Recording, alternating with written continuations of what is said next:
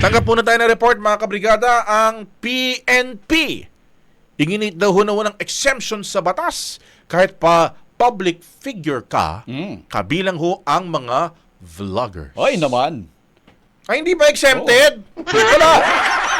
Kasi gusto ko sana mag-content creator. Wala exemption. Gusto ko sana mag-content creator para di ako makasuhan. Ano na lang, contempt creator. Tawa-tawa ko dun sa sinabi kanina ni Senator. Oo Content nga. creator. Hindi ko naisip hindi ko na-coin yung term na yun. Oo. Sa kanya ko lang narinig. Anyways, balikan natin itong usapin sa mga vloggers na hindi ho kayo exempted sa batas. Lahat naman, hindi Lahat exempted naman. sa batas. Ito ba yung may kinalaman kay Vitaly Bastos? Malamang. Malamang at sa malamang. Oo, di ba?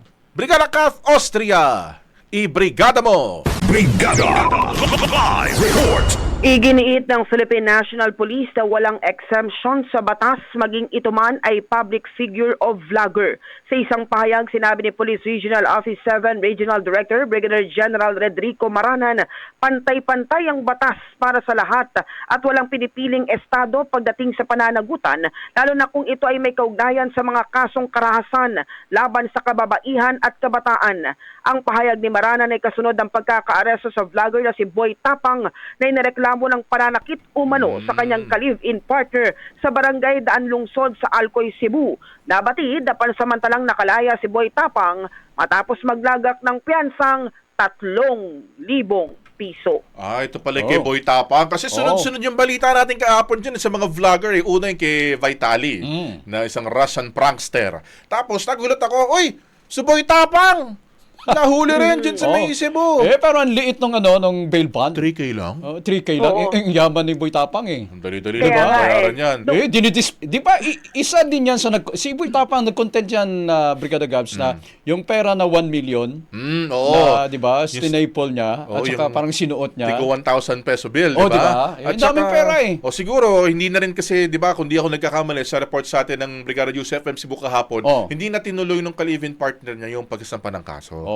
Pero may case pa rin at nagbayad na nga siya ng 3,000. Baba lang pala, konting background lang tayo. Kilala mo ba si Boy Tapang? Kilala. Napapanood ko kasi dati na ba yung kumakain ng semento? Hindi, kumakain ng kung ano-ano. Ano-ano, di ba? Pasintabi sa mga nanonood kumakain ng ngayon. kung ano-ano. Kahit mo. Kung ano mga tripan niyang kainin.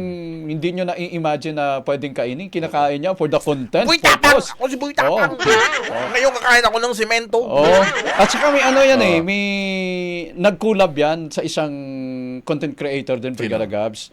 Hindi ko maalala, pero Tisay yun eh. Tapos ang nangyari, parang para lang makakuha ng maraming followers si Boy Tapang, pagkatapos nun, for the content pala yung kanilang relasyon. Actually, nag-break na sila kaagad.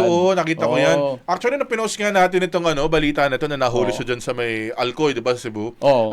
Yung mga comment, hindi, baka lang yan. Baka April Fools lang yung ginawa nila. Pero hindi may kaso ho talaga at yun nga ginawa ito ng 3K yung 3K bail bond. Yan. Kasi kumbaga Brigada Gabs, kahit umatras na, hindi pa naman yun na nakakarating doon sa di ba? Syempre doon sa korte. Kaya bail bond muna. Pero eventually madidismiss din kapag nag-back Sumana out. sa korte. Diba? Nag-affidavit of desistance yung complainant. Ayan. Okay. Sige, maraming salamat. Kat Austria, kakain pa kami ng semento.